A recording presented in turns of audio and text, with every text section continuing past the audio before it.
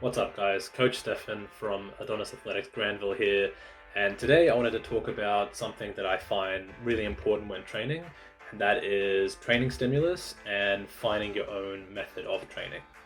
Now, in terms of method, I don't mean what exercises you choose or how many sets you do, but rather your method of approaching your workouts and getting yourself ready to execute those exercises, whether that's a top heavy single or an endurance based set. Today I'll be referencing powerlifting since that is my sport of choice, and that is what I specialize in with coaching, but it applies across the board. So an interesting story that sort of prompted me to talk on this subject was my earphones dying one day mid-session. I would train with really heavy music blasting all the time with caffeine in my system all the time as well. I would train late at night and I would hype myself up a lot for top sets.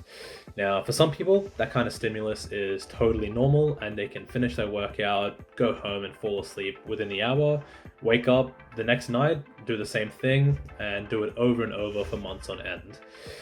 For me, my threshold for this, what I would label as a high stimulus, was quite low.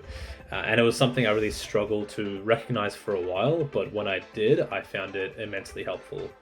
And the reason I recognized it was simply because of my earphones dying. Now, at the time, I simply didn't have the money to spend to repair them, so I just continued training just without music. At first, it was very difficult because on one hand, my mind had to adapt to having this blaring music, and suddenly it was gone. However, as time went on, I found that between sessions, my recovery increased, my energy levels increased, and so I did a bit of testing. So I changed and monitored my caffeine intake levels. I changed how frequently I would hype myself up for top sets, and eventually I found a good balance between these and a lot of other factors since then. So what I'm getting at here is that when you're training, there are a lot of factors in your environment to take into account when determining what kind of stimulus is in your environment, as well as what is in your control to adjust. If you've noticed a pattern in your training where you feel more easily fatigued after each session, take a note during or afterwards of what might be causing this. Now, obviously, sometimes you'll just have tough sessions because that just comes with training. Especially if you're competing and you're serious about it, you'll need to push yourself to become a better athlete. But if it's repeatedly tough and you find you're more sore each session, you can't seem to focus during a particular session, repeatedly, and recovery is becoming a limiting factor, then just take note of a couple of things that you can change in your environment, and if not in your environment, at least internally with yourself. A couple of quick things that you can address are monitoring caffeine intake. So if you're used to having 4 coffees throughout the day, then try cutting down to 2 or 3, and having them mostly around your workout.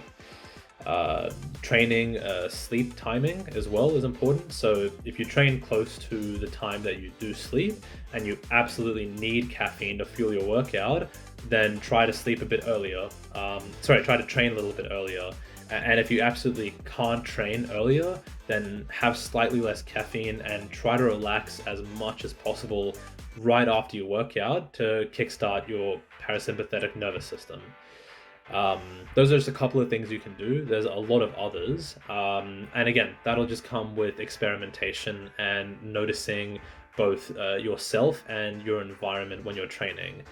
Once you do experiment with this and try for at least a solid month, like I said, for me, it was cutting out music that made me realize how much I was reliant upon it. And then when I did get rid of it for a while, I realized how much more I could recover because my stimulus, because my threshold was quite low and I was pushing it quite hard. And so when I took it out, I realized that I could recover a lot more because I kind of decreased that amount of stimulus that I was putting in per session. And as a result, I could come back at a later time when I do hit some heavy singles and then bring that stimulus back in to increase that threshold and get me through that really tough session. So yeah, when you guys go out and do that for yourselves, I can guarantee that you'll make your training and the life you have around it a lot easier.